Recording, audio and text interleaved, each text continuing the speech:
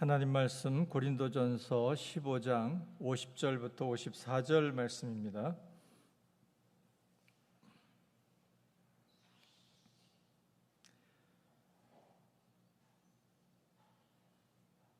(50절부터 54절) 말씀. 형제들아, 내가 이것을 말하노니 혈과 육은 하나님 나라를 이어받을 수 없고 또한 썩는 것은 썩지 아니하는 것을 유업으로 받지 못하느니라. 보라, 내가 너희에게 비밀을 말하노니 우리가 다 잠잘 것이 아니요 마지막 나팔에 순식간에 홀연히 다 변화되리니 나팔 소리가 나매 죽은 자들이 썩지 아니할 것으로 다시 살아나고 우리도 변화되리라. 이 썩을 것이 반드시 썩지 아니할 것을 입겠고 이 죽을 것이 죽지 아니함을 입으리로다. 이 썩을 것이 썩지 아니함을 입고 이 죽을 것이 죽지 아니함을 입을 때에는 사망을 삼키고 이기리라고 기록된 말씀이 이루어지리라. 아멘. 수요 교리 특강 일단 오늘로 마무리를 이제 합니다. 그래서 지난주에 이어서 종말론 두 번째 시간이고요. 그리스도의 재림과 부활, 하나님 나라, 천국에 대해서 전체적으로 이렇게 얘기를 하려다 보니까 좀 분량은 좀 많습니다만은 오늘 이렇게 종말론으로 일단 교리 특강은 마무리를 하려고 합니다. 그래서 오늘 주님의 재림에 대해서 말씀을 드리려고 하는데요. 어떻게 여러분 예수님의 다시 오심, 재림을 믿으시나요? 예, 진심으로 아멘 하시는 분도 있고 또 예수님이 정말 오실까? 또 어떤 분은 마지못해서 대답하시는 분도 있을지 모르겠습니다만은 예수님은 반드시 오십니다. 자, 예수님이 언제 오실까요? 언제 오실까? 이것을 잘못 말하면 이제 이단이 되는 겁니다. 그런데 제가 이제 여담으로 말씀을 드리면 예수님이 언제 오시냐 이렇게 얘기를 해요. 수요일 비 오는 날 밤에 오늘입니다. 지금은 그쳤습니다만은 아까 소나기가 억수같이 쏟아졌죠. 수요일 밤 예배, 수요 예배, 그 비를 뚫고 오는 성도들은 정말 예수님을 맞이할 준비가 된 자들이 아닌가, 그런 생각이죠. 자, 그런데 여러분, 예수님의 재림을 말하기를 꺼리는 그러한 시대가 되었습니다. 교회에서도 그렇고 목사도 그렇고 가능하면 이 재림을 이야기하지 않으려고 해요. 왜냐하면 재림을 얘기하면 이상하게 보기 때문에 저기 이단 아니야? 여러분 잘 알고 있는 것처럼 다미선교회 같은 그런 이단들이 재림에 대해서 말하면서 이제 부정적인 그런 모습들을 많이 보여왔기 때문에 말하기를 꺼려합니다. 그렇지만 이 예수님의 재림은 예수님께서 친히 직접 말씀하신 것이고 반드시 예수님의 재림은 이루어집니다. 예, 아멘. 여러분, 주님의 재림이라고 하는 것, 우리가 지금 종말론을 이야기합니다마는 이 예수님의 재림은 종말을 의미합니다. 예수님이 오시는 그때가 이 지상의 모든 것은 사라지고 이제 새 하늘 새 땅이 임하는 때이기 때문에 이 사람들은 이 예수님의 재림을 이야기할 때에 종말, 그 종말의 시기, 예수님이 오시는 시기, 또 그때의 징조, 이러한 것들에 이제 관심을 가집니다. 그렇지만 중요한 것은 무엇인가? 중요한 것은 나라는 거예요. 나는 주님의 오심을 어떻게 준비하고 있는가? 아멘, 주 예수의 오시옵소서, 마라나타, 정말 예수님의 재림을 준비하고 있는가 하는 것이죠. 주님의 오심이 나에게 어떠한 의미이고 내가 주님 앞에 어떠한 모습으로 설 것이냐, 이것이 중요합니다. 자, 그래서 먼저 함께 생각할 것은 예수님의 그리스도 재림의 목적입니다. 첫 번째 재림의 목적은 다른 것이 아니에요.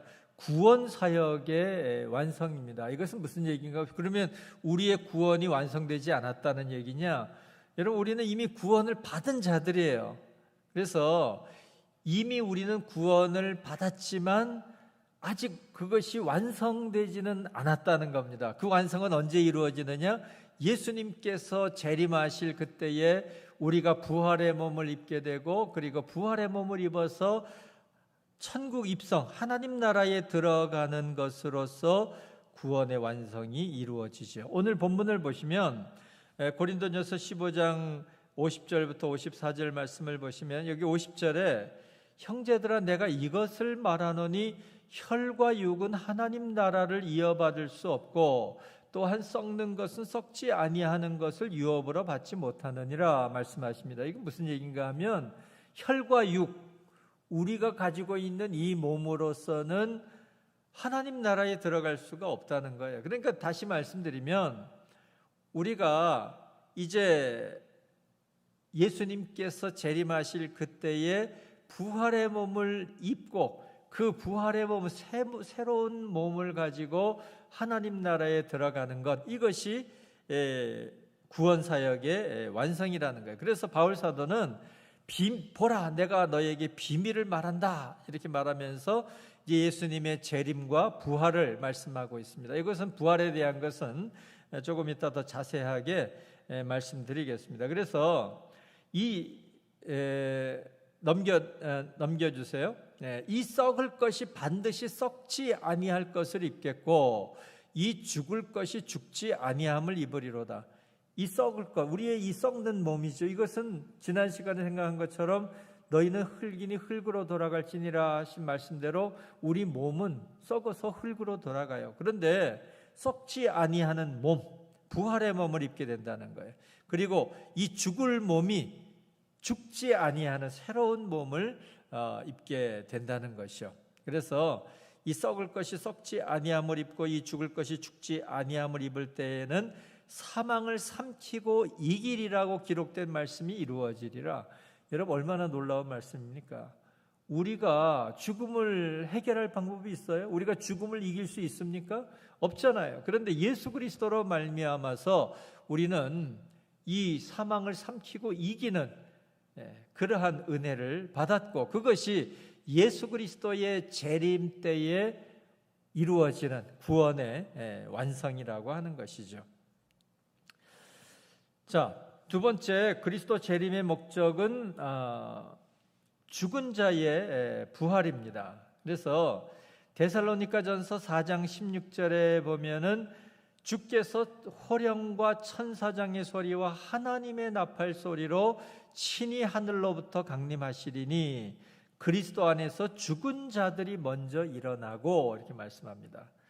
예수님께서 다시 오시는 그때 호령과 천사장의 소리와 하나님의 나팔 소리로 하늘로부터 강림하실 때에 죽은 자들이 먼저 일어난다는 거예요. 그리고 그 다음 말씀을, 여기 기록은 지금 제가 보여드리지 않습니다만은, 우리 살아남은 자들도 변화되어서 공중으로 끌어올려 공중에서 주를 영접하게 하실 것이다.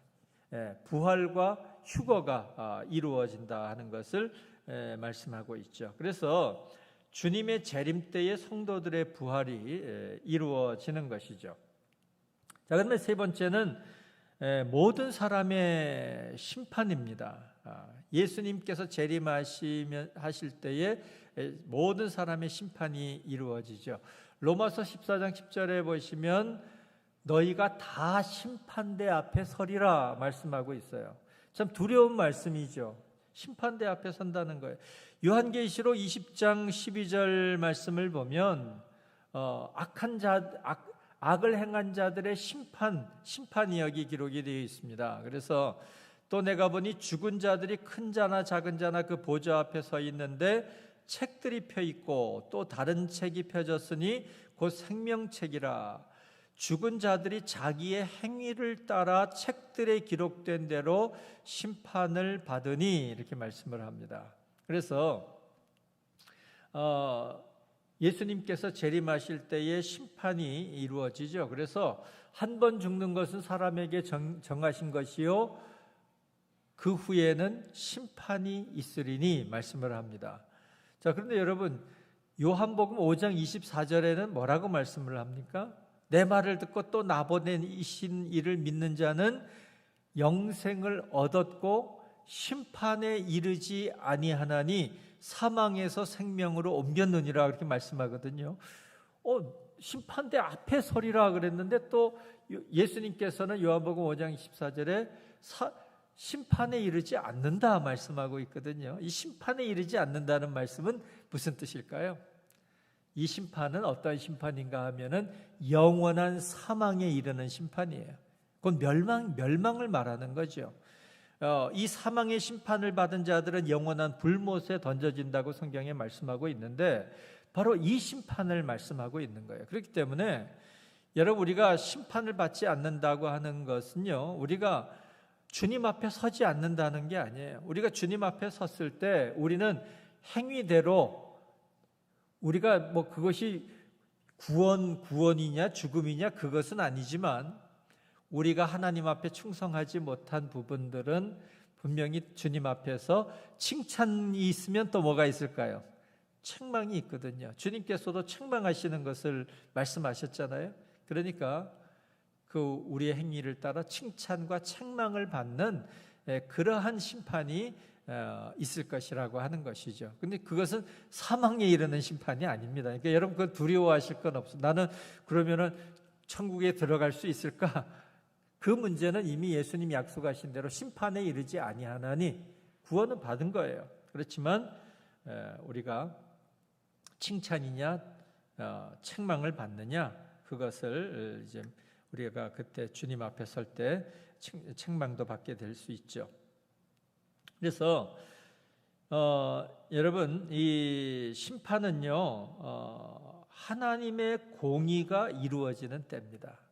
우리가 하나님을 공의의 하나님, 그렇게 이야기하잖아요.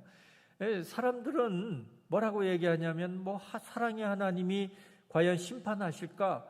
사랑의 하나님께서 지옥을 만드셨을까? 지난 시간에 제가 말씀드렸는데, 여러분, 지옥이 없으면 하나님의 사랑도 그것은 의미가 없는 거예요. 누구나 천국 가고 구원받을 수 있다면 그것은 공의가 아니죠. 하나님의 공의가 이루어지는 때가 옵니다. 자, 그 다음에 네 번째, 하나님 나라의 완성입니다. 하나님 나라의 완성. 이것은 아까 우리가 50절에서 본 것처럼 부활한 성도들이 하나님 나라 천국에 입성하게 되는 거예요. 그래서 혈과 육은 하나님 나라를 이어받을 수 없다. 우리가 새로운 몸을 받는 부활에 참여하게 되죠. 그래서 마지막 나팔에 순식간에 다 홀연히 변화되고, 나팔 소리가 나매 죽은 자들이 썩지 아니할 것으로 다시 살아나고 우리도 변화될 것이다.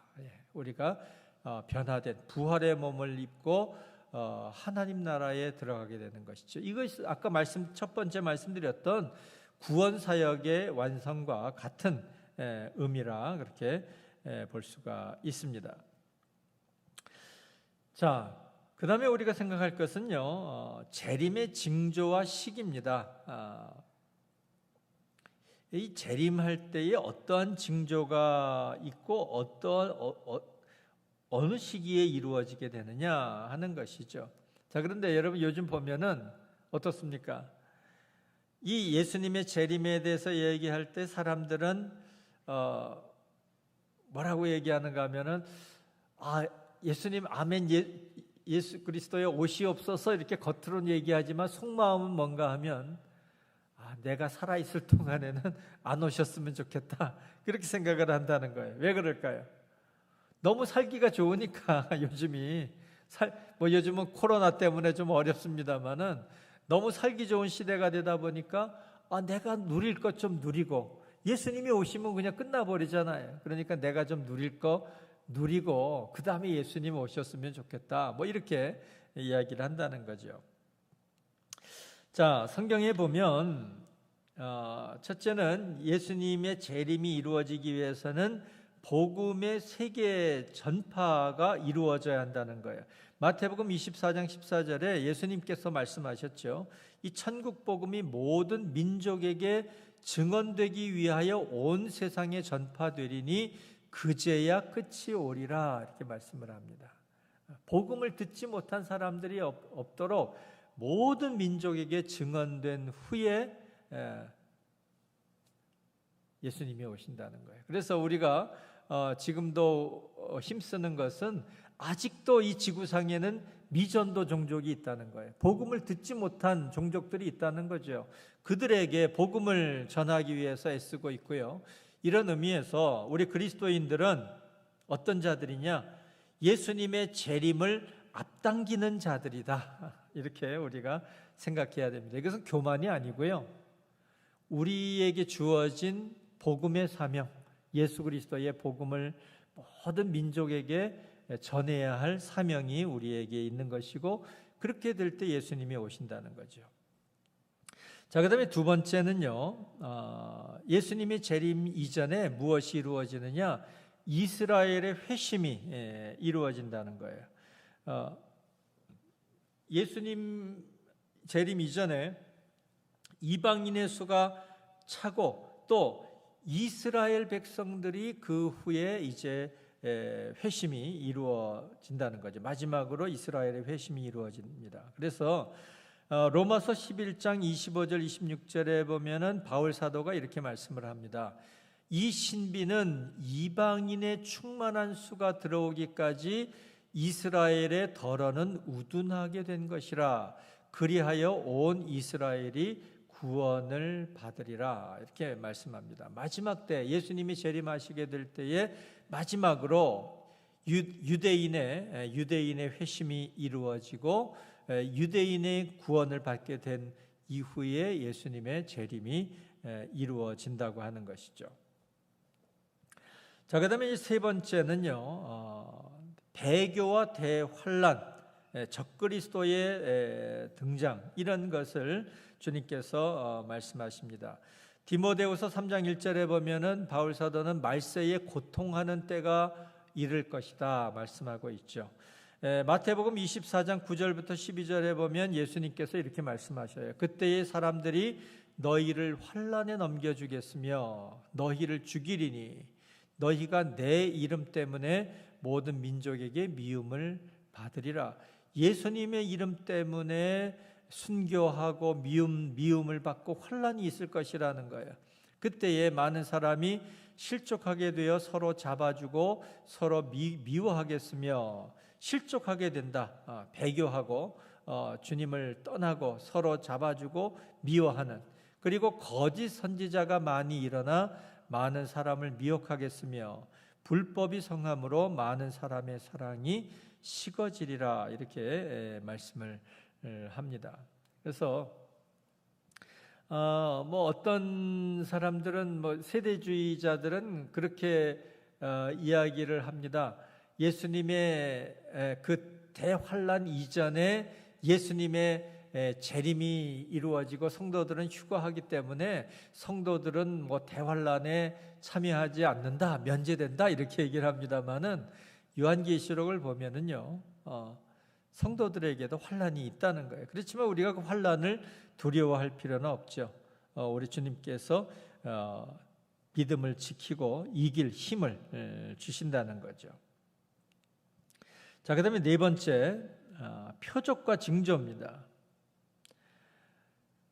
마지막 때, 예수님이 오시게 될 마지막 때에 많은 표적과 징조들이 있을 거라는 거예요. 전쟁과 기근, 그런 말씀들을 제가 드렸는데, 여기 요한계시록 6장 13절에 보시면 이제 7인이 봉해졌던 7인이 떼어지면서 6째 인이 떼어질 때에 어떤 일이 일어나는가 하면은 하늘의 별들이 떨어지는데요, 별들이 대풍에 무화과 나무 열매가 떨어지듯이, 설익은 무화과 나무 열매가 떨어지듯이 별들이 떨어질 것이라는 거예요.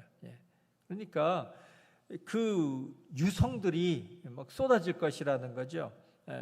참 두려운 그런 말씀이죠. 그래서 누가복음 21장 25절 26절에도 주님께서 말씀하셔요. 1월 성신에는 징조가 있겠고 해와 달과 별들의 징조가 있을 것이다. 땅에서는 민족들이 바다와 파도의 성난 소리로 인하여 혼란 중에 곤고하리라. 사람들이 세상에 임할 일을 생각하고 무서워함으로 기절하리니 이는 하늘의 권능들이 흔들리겠습니다. 하늘의 권능들, 해와 달과 별들이 흔들리고 별들이 떨어지는 그러한 표적과 징조들이 일어날 것이라는 거죠. 이것은 요한계시록에도 기록이 되어 있습니다. 자, 그리고 다섯 번째, 예수님의 그 재림의 시기가 언제냐? 이따가도 또 말씀드리겠습니다만은 우리는 시기는 몰라요. 그렇지만 언제 예수님이 오시느냐? 마지막 나팔이 울리는 날입니다. 마지막 나팔이 울리는 날.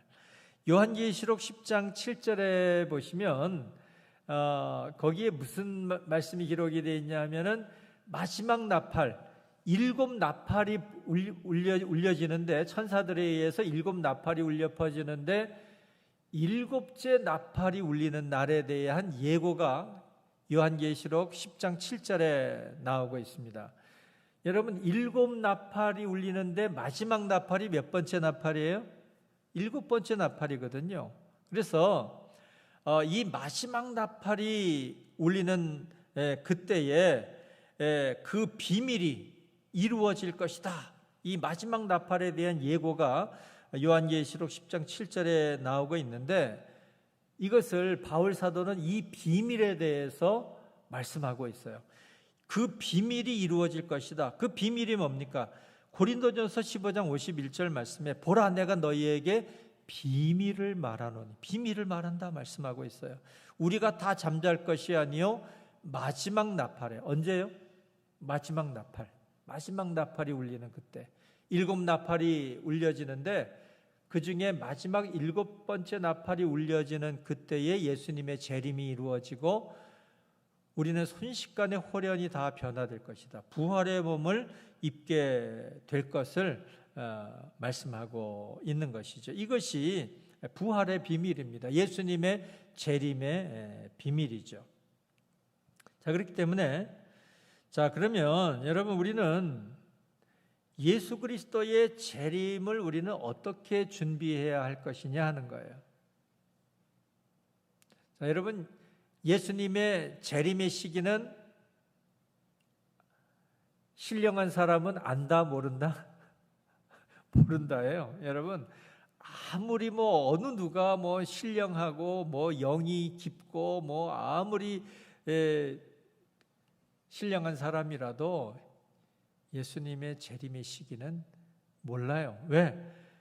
예수님께서는 나도 모른다, 아들도 모르고 누구만 아신다? 아버지만 아시느니라, 이렇게 말씀하고 있거든요. 사도행전 1장 6절 7절을 보시면 예수님이 승천하시기 전에 제자들이 예수님께 물어요. 하나님 나라를 회복하심이 이때입니까? 물으니까 예수님 뭐라고 말씀하시는가 하면은 때와 시기는 아버지의 권한에 있다. 아무도 모른다. 너희가 알 바 아니다. 때와 시기는 아버지께서 자기의 권한에 두셨다. 이렇게 말씀을 하시죠. 그래서 그날과 그때는 아무도 모르나니 하늘에 있는 천사들도 아들도 모르고 아버지만 아시느니라, 이렇게 말씀을 하시죠. 자, 두 번째, 주님의 재림은 생각지 않은 때에 이루어집니다. 여기 마태복음 24장 44절에 그러므로 너희도 준비하고 있으라, 생각하지 않은 때에 인자가 오리라 말씀하시는데, 24장 50절에 보시면 생각하지 않은 날, 알지 못하는 시각에 이렇게 말씀하고 있어요. 생각하지 않았는, 그러니까 아무도 생각하지 못한 그날 임하게 된다는 거죠. 예수님이 임하신다는 거죠. 그렇지만 여러분, 이것이 우리는 깊이 생각해야 할 것은, 그렇기 때문에 우리가 깨어 있어야 하고 준비해야 하고요. 또 주님이 무슨 말씀을 하셨는가 하면, 준비한 자에게는 도둑같이 임하지 않을 것이다. 도둑이 어느 때에 올 건지 아는 사람은 그것을 준비한다는 거죠. 마치 이와 같이 깨어있고 준비하는 사람도 마찬가지라는 거예요. 준비하고 있으라는 거예요. 그래서 너희도 준비하고 있으라 말씀을 하시죠. 자, 그 다음에 세 번째, 그리스도의 재림은 누구나 볼 수 있는 현실로 이루어진다는 거예요. 사도행전 1장 11절에 보시면 예수님이 승천하실 때에 천사들이 뭐라고 얘기합니까? 너희가 어찌하여 하늘을 쳐다보고 있느냐? 그리스도께서는 하늘로 올리우심을 본 그대로 오실 것이다. 여기 요한계시록 1장 7절에도 볼지어다 그가 구름을 타고 오시리라. 각 사람의 눈이 그를 보겠고 그를 찌른 자들도 볼 것이요 땅에 있는 모든 족속이 그로 말미암아 애곡하리니 그러하리라. 아멘. 말씀하고 있죠. 모든 사람, 각 사람의 눈이 그를 볼 것이라는 거예요. 모든 사람이 볼 수 있도록 예수님의 재림은 이루어진다는 거죠. 자, 그리고 네 번째, 그리스도의 재림은 세상 어디서도 볼 수 없는 영광스러운 재림입니다. 예수님께서 이 땅에 오실 때에는 정말 베들레헴 마국간 구유에 정말 볼품없는 그러한 낮은 모습으로 오셨습니다마는 심판주로 오실 때에는 가장 영광스러운 모습으로 오신다는 거예요. 그때의 인자의 징조가 하늘에서 보이겠고 그때의 땅의 모든 족속들이 통곡하며 그들이 인자가 구름을 타고 능력과 큰 영광으로 오는 것을 보리라 말씀하고 있죠. 자, 그다음 다섯 번째, 우리 모두에게 하시는 재림에 대한 주님의 명령은 무엇입니까? 깨어 있으라, 깨어 있으라, 깨어 있으라, 깨어 있으라. 내가 너희에게 하는 이 말은 모든 사람에게 하는 말이니라. 깨어 있으라. 여러분, 그 예수님께서 재림에 대해서, 마지막 때에 대해서 얘기하시면서 계속 말씀하시는 것이 그런즉 깨어 있으라, 깨어 있으라 말씀하시죠. 자, 그래서 여섯 번째, 오늘 오실지라도 우리는 주님을 맞을 수 있도록 깨어 있어 기름을 준비해야 하는 거죠. 마태복음 25장에 보면 열처녀의 비유가 나오죠. 기름을 준비했던 슬기로운 지혜 있는 다섯 처녀, 그리고 기름을 준비하지 못했던 미련한 다섯 처녀에 대해서 말씀을 하고 있습니다. 그래서 여러분, 우리에게 있어서 오늘이 중요한 이유는 뭡니까? 바로 오늘이 내가 주님의 재림을 준비할 수 있는 마지막 시간일 수 있다는 거예요. 그건 아무도 모르잖아요. 내가 오늘 하나님께서 부르신다면 갈 수밖에 없는 거예요. 그렇기 때문에 우리는 하루하루 매일매일의 삶을, 나는 오늘 주님을 만나는 날이고 주님 앞에 서는 날이라고 하는 그런 믿음으로 살아야 되는 것이죠. 사탄은 뭐라고 얘기한다고요? 내일 해라, 내일 해라. 성령께서는 오늘이다 말씀하시죠. 자, 그 다음에 이 그리스도인의 부활에 대해서 또 잠깐 말씀을 드립니다. 이 부활은 예수님의 재림 때에 이루어진다 말씀드렸습니다. 이 부활은 성경에 보면 생명의 부활과 심판의 부활이 있어요. 부활의 시기가 다릅니다. 예수님께서 요한복음 5장 29절에 보시면 선한 일을 행한 자는 생명의 부활로, 악한 일을 행한 자는 심판의 부활로 나오리라 주님께서 분명히 말씀하셔요. 그래서 예수님께서 재림하실 때에 우리 믿는 사람들의 영생을 위한 부활이 첫 번째로 이루어집니다. 그리고 믿지 않는 자들, 악한 자들은 심판을 위한 부활로 나오게 된다는 것이죠. 그래서 요한계시록 20장 6절에 보시면 이 첫째 부활에 참여하는 자들은 복이 있고 거룩하도다. 첫째 부활이 언제예요? 예수님 재림하시는 그때의 부활에 참여하는 자들. 둘째 사망이 그들을 다스리는 권세가 없고, 우리가 부활의 몸을 입으면 그 다음에는 다시는 죽음이 없다는 거예요. 그들이 하나님과 그리스도의 제사장이 되어 1000년 동안 그리스도와 더불어 왕노릇하리라. 천년 왕국에 대해서 말씀하고 있고요. 그럼 1000년으로 끝나느냐? 아니죠. 천년 왕국은 천년 왕국일 뿐이고 그 후에 영원한 하나님 나라 천국에 입성하게 되는 것이죠. 자, 그래서 우리 그리스도인의 부활은 영생을 위한 첫째 부활이라는 겁니다. 자, 그 다음에 두 번째, 우리의 몸은 주님이 부활하신 몸과 같은 새로운 몸으로 부활하게 된다는 겁니다. 예수님께서 부활하셔서 제자들에게 몸을 보여주셨어요. 제자들이 유령인가 두려워하니까 유령은 살과 뼈가 없지만 나는 있다. 그러면서 먹을 것도 잡수시고 나를 만져보라 말씀하셨어요. 육신이 있거든요. 그렇지만 그 육신은 지금처럼 병들고 썩고 죽는 이런 육신이 아니라는 것이 전혀 새로운 몸. 그래서 여기 말씀처럼 요한일서 3장 2절에 보면 사랑하는 자들아 우리가 지금은 하나님의 자녀라. 이미 우리가 하나님의 자녀가 됐다는 거예요. 장래에 어떻게 될지는 아직 나타나지 아니하였으나 우리가 지금 부활의 몸을 입지는 아니했지만 그가 나타나시면 예수님이 재림하실 그때에 우리가 그와 같을 줄을 아는 것은 우리가 주님의 부활의 몸과 같은 몸을 입게 된다는 거예요. 그의 참모습 그대로 볼 것이기 때문이니 이렇게 말씀을 하고 있습니다. 그래서 우리의 몸이 영화로운 새로운 몸, 부활의 몸, 신령하고 아름답고 영광스러운 부활의 몸을 입게 되는 것이죠.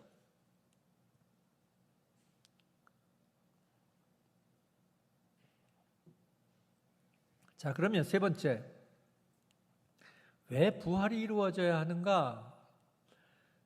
예수를 믿는 분들 중에서도 또 교회 다니시는 분들 중에서도 부활을 믿지 않는 분들이 있어요. 예수를 믿지 않는 건 아닌데 어떻게 믿냐면은 죽으면 영혼이 천국에 들어가는 거지요. 이렇게 믿어요. 여러분, 이것은 예수님을 부인하는 것은 아닙니다만은 예수님의 부활을 믿으면 우리도 부활할 것을 믿어야 되는 거예요. 이거는 반쪽짜리 신앙도 못 돼요. 그냥 미미한 신앙밖에 안 되는 거예요. 왜냐하면 여러분, 우리가 이 부활의 몸으로 천국에 들어가는 것과 영혼이 천국에 들어가는 것과는 이거는 비교할 수가 없는 거예요. 우리 죽어서 우리 영혼이 천국에 들어가는 거 아닙니까? 이렇게 예수 믿는 분들 중에서도 이야기하는 분들이 있는데 아니에요, 여러분. 하나님께서 하나님 나라 천국을 준비하셨고 주님께서도 내 아버지 집에 거할 곳이 많도다 말씀하셨잖아요. 그런데 우리가 부활의 몸을 입어서 그 새로운 몸을 가지고 천국에 들어가요. 그래서 요한계시록 22장에 보시면 뭘 먹어요? 생명나무 과일을 먹어요. 몸이 있으니까. 영혼이 들어갔다면 그걸 어떻게 먹겠습니까? 우리는 새로운 몸으로. 그래서 바울도 이 육신의 몸이 있은즉 부활의 몸도 있느니라, 영생의 몸도 있느니라 말씀하고 있잖아요. 여러분, 부활의 몸을 못 믿어요? 하나님께서 우리에게 이처럼 놀라운 이 몸을 주셔서 지금 이 육신의 몸도 이렇게 놀라워요. 여러분, 의사들이나 과학자들이 우리 인간의 몸을 연구하면 연구할수록 이거는 너무 놀라운 기적이라는 거예요. 우리 몸의 모든 것들이 여러분 기적 아닙니까? 이게 하나님의 능력 아니면 불가능한 일이에요. 그리고 그 하나님께서 부활의 몸을 못 만드시겠느냐? 우리에게 안 주시겠느냐? 그래서 우리가 부활의 몸으로 천국에 들어가서 구체적인 즐거움을 누리게 된다는 것이죠. 자, 마지막으로 하나님 나라에 대해서 또 잠깐 말씀을 드려야죠. 새 하늘과 새 땅, 새 하늘과 새 땅, 하나님 나라는요, 태초의 언약이 완벽하게 실현되는 곳입니다. 여러분, 하나님께서 아담과 하와에게 주셨던 그 에덴 동산, 죽음이 없고 완벽한 곳이었죠. 그렇지만 우리 인간 아담과 하와의 범죄로 인해서 우리는 그 에덴 동산을 잃어버렸습니다. 그 태초의 언약이 다시 완벽하게 에덴 동산과 비교 안 될 정도로 완벽하게 실현이 되고 만물과 만국이 소성되는 곳이 바로 천국, 하나님 나라, 새 하늘과 새 땅이죠. 그래서 두 번째 보시면 잃어버린 생명나무와 생명수강이 회복되는 곳입니다. 에덴 동산에 있었던 생명나무, 생명수강. 요한계시록 22장 1절 2절 말씀을 보세요. 또 그가 수정같이 맑은 생명수의 강을 내게 보이니 하나님과 및 어린 양의 보좌로부터 나와서 길 가운데로 흐르더라. 강 좌우에 생명나무가 있어. 여러분, 창세기 3장에서 잃어버렸던 생명나무 실과가 여기 회복되는 거예요. 생명나무가 있어 12가지 열매를 맺되 달마다 그 열매를 맺고 그 나무 잎사귀들은 만국을 치료하기 위하여 있더라. 만물과 만국이 소성되는, 여기 치료하기 위하여 있더라 하는 것은 병이 든다 그런 의미가 아닙니다. 전에 제 아내가 이 질문을 하더라고요. 그래서 제가 주석도 이렇게 원어를 보고 했는데, 치료한다고 하는 것은 병든 걸 치료한다는 것이 아니라 새롭게, 날마다 새롭게 한다 그런 의미예요.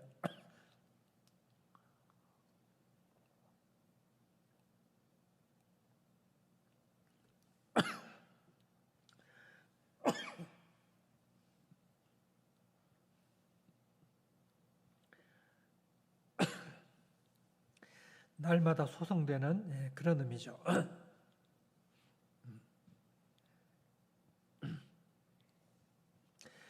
자, 그래서 우리는 히브리서 11장 16절에 있는 말씀처럼 더 나은 본향을 우리는 사모해야 합니다. 우리가 소망해야 할 본향은 바로 하나님 나라, 더 나은 본향이죠. 아까 말씀드렸던 것처럼 내가 살아있을 동안에는 예수님이 안 오셨으면 좋겠어요, 이렇게 생각한다 그랬는데요. 여러분, 1970년대 참 우리나라가 그때만 해도 못 살았어요. 그래서 그 1970년대만 해도 한국교회에서 많이 불렀던 찬송이 어떤 찬송이었는가 하면은 천국 소망에 대한 찬송이었어요. 너무 힘들고 괴로우니까 빨리 천국에 갔으면 좋겠다. 천국 소망에 대한 그 찬송을 사모하며 불렀습니다. 그런데 요즘은 안 부른다는 거예요. 왜? 너무 살기가 좋아져서 그저 천국에 나중에 천천히 가고 싶어 한다는 거죠. 그렇지만 우리는 더 나은 본향을 사모해야 하는 것이죠.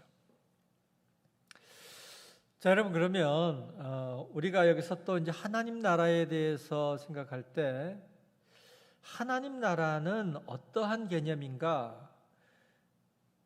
주님께서 하나님 나라는 너희 안에 있느니라. 누가복음 17장 20절 21절을 보시면 바리새인들이 하나님의 나라가 어느 때에 임하나이까 묻거늘 예수께서 대답하여 이르시되 하나님의 나라는 볼 수 있게 임하는 것이 아니요 또 여기 있다 저기 있다고도 못하리니 하나님의 나라는 너희 안에 있느니라 말씀하시거든요. 그러면 하나님의 나라가 볼 수 있게 임하는 것이 아니야? 여기 있다 저기 있다고도 못해? 그럼 하나님의 나라는 우리 안에 마음에만 있는 건가? 여러분, 이렇게 오해할 수 있는 것이죠. 예수님께서는 무엇을 말씀하셨는가 하면 이미 예수 그리스도를 믿고 그 마음에 하나님 나라가 임한 자들에 대해서 말씀하시는 거거든요. 바리새인들은 그 의미를 몰랐어요. 이미 여러분들도 마음에 하나님 나라를 갖고 계시잖아요. 그것이지. 여러분 뭐 이것이 마음에 있는 것이고 추상적이고 개념적인 것인가? 이게 아니거든요. 로마서 14장 17절에 보면은 바울 사도는 또 이렇게 말씀하고 있거든요. 하나님의 나라는 먹는 것과 마시는 것이 아니요 오직 성령 안에 있는 의와 평강과 희락이라. 먹는 것과 마시는 것이 아니라 그럼 천국에 가면 먹는 것 마시는 게 없나? 그런 의미가 아니에요.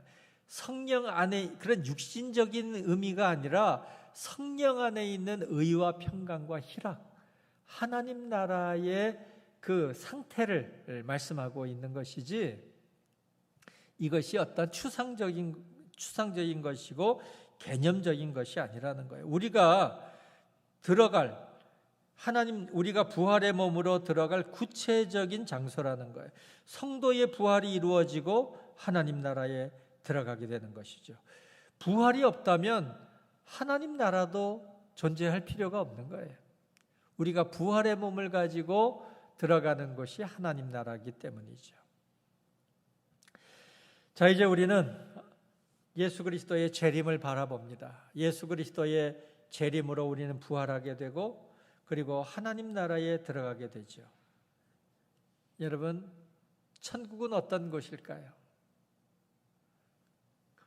요한계시록 21장 22장에 있는 것처럼 황금 보석으로 꾸며진 그곳이 천국일까요? 물론 맞죠. 그런데 여러분, 천국의 가장 중요한 것은 누가 계시다는 거예요? 예수님이, 거기에는 예수님이 계신다. 내가 사랑하는 예수님. 그리고 예수님을 얼굴과 얼굴을 대하여 볼 것이다. 고린도전서 13장 12절에 있는 말씀처럼 우리가 지금은 거울로 보는 것 같이 희미하나 그날에는 얼굴과 얼굴을 대하여 볼 것이요. 요한계시록 22장 3절 4절 말씀을 보세요. 다시 저주가 없으며 하나님과 그 어린 양의 보좌가 그 가운데 있으리니 그의 종들이 그를 섬기며 그의 얼굴을 볼 터이요 그의 얼굴을 볼 터이요 그의 이름도 그들의 이마에 있으리라 말씀하시죠. 우리 주님의 얼굴을 대하여 보는 것, 그리고 하나님 나라는 서로를 사랑으로 섬기며 아름다운 교제가 이루어지는 곳입니다. 영원토록 하나님의 구원의 은혜를 찬송하는 곳입니다. 하나님께 영광 돌리는 곳이죠. 여러분, 하나님 나라에 없는 것들이 있어요. 여기 요한계시록 22장 3절에도 보면 저주가 없으며 저주가 없어요. 그리고 요한계시록 21장 22절에 보시면 성전을 보지 못했다. 왜? 하나님과 예수 그리스도께서 바로 성전이 되시기 때문이라 말씀하고 있어요. 또 요한계시록 21장 23절에는 해와 달이 필요가 없다는 거예요. 왜? 하나님의 영광 자체가, 우리 주님의 빛이 그 자체가 빛이시니까 다른 빛이 필요 없다는 거예요. 그리고 또 천국에는 뭐가 없을까요? 뭐가 필요 없을까요? 믿음이 필요 없는 곳이 천국입니다. 나는 믿음이 없어서. 여러분 걱정하지 마세요. 천국에 가면 믿음이 없어도 돼요. 왜? 다 직접 보니까 믿음이 필요 없는 거예요. 또 뭐가 필요 없을까요? 소망이 필요 없습니다. 왜요? 더 바랄 것이 없으니까. 소망도 필요 없어요. 여러분, 예수 그리스도의 재림은 반드시 있습니다. 이루어집니다. 예수님의 재림으로 이루어지는 우리의 부활, 그리고 하나님 나라에 들어가는 그날을 사모하시기를 바랍니다. 하나님 나라를 사모하시기를 바랍니다. 그리고 우리가 올해 회복을 위해 기도하고 있는데, 우리의 하나님 나라의 영역은 우리가 살아가는 지금 이 자리에서부터, 우리 마음에서부터, 우리가 살아가는 우리 삶의 영역에서부터 하나님 나라는 이루어져야 하고요, 회복이 이루어져야 하는 것이죠.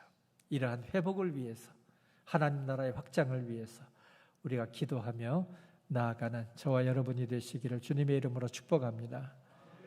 이 시간 우리 함께 기도하기를 원합니다. 주님, 아멘 주 예수여 오시옵소서. 주님의 재림을 기다립니다. 주님이 오시는 그날 부활의 몸을 입고 우리가 하나님 나라에 들어갈 것을 믿습니다. 그날을 준비하게 하시고 우리의 삶의 자리에서부터 하나님 나라를 확장해 나아가는 우리의 삶이 되게 하옵소서. 이 시간 우리 함께 기도하겠습니다.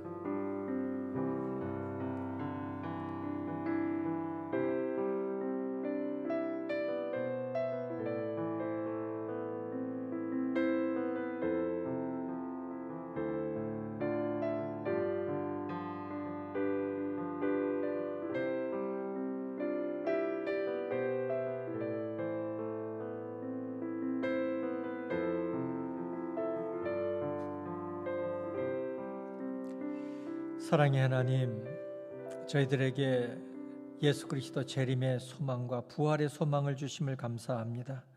아멘 주 예수여 오시옵소서. 주님의 다시 오시는 그날을 간절히 기다리며 준비하는 저희들이 되기를 원합니다. 주님이 다시 오시는 그날 저희들이 영광스러운 부활의 몸을 입고 하나님 나라에 들어가게 될 것을 믿습니다. 주님이 오늘 오실지라도 주님을 맞이할 수 있는 준비된 자가 될 수 있게 하시고 깨어있는 저희들의 삶이 되게 하여 주시옵소서. 우리가 살아가는 오늘 저희들의 삶의 모든 영역에서 하나님 나라를 확장해 나아가는 저희들의 삶이 되게 하여 주시옵소서. 하나님 앞에 감사함으로 예물을 드리는 손길 기억하시고 하나님의 사랑과 은혜로 채우시고 갚아 주시옵소서. 예수 그리스도 이름으로 기도하옵나이다. 아멘. 우리 찬송